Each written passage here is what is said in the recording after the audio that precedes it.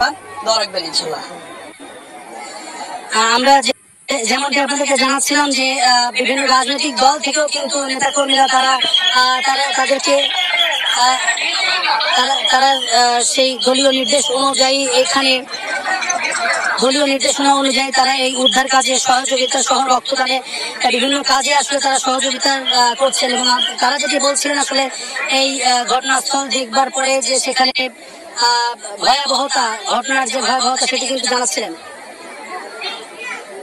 এছাড়া আমরা দেখছি যে ধীরে ধীরে আসলে বিভিন্ন শিক্ষার্থী যারা ভিতরে আটকে পড়া ছিলেন, বিশেষ করে হোস্টেলে যারা থাকেন এমন শিক্ষার্থীদেরকে কিন্তু আমরা ধীরে ধীরে বাইরে বেরোতে দেখছি। তবে তাদের সঙ্গে আসলে আমাদের এখন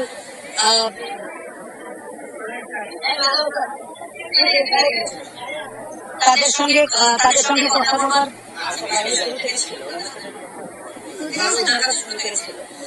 আমরা একটু আনসার বাহিনীর সদস্যদের সঙ্গে কথা বলতে চাই।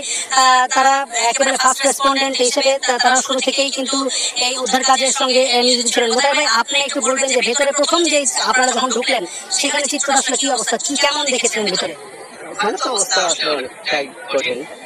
আমাদের ফায়ার সার্ভিস আসলে সেনাবাহিনী ওরা ওখানে কাজ করছে, আমাদেরকে বাইরে কাজ করার জন্য এই অবস্থা। সেটুকু ভিতরে যে হতাহত সংখ্যাটা আমরা দেখছি যে এখনো পর্যন্ত সেখানে লাশের অবস্থান পাওয়া যাচ্ছে। তো এইটা ভিতরে কি আরো থাকতে পারে কিনা এটা আমরা বলতে পারি।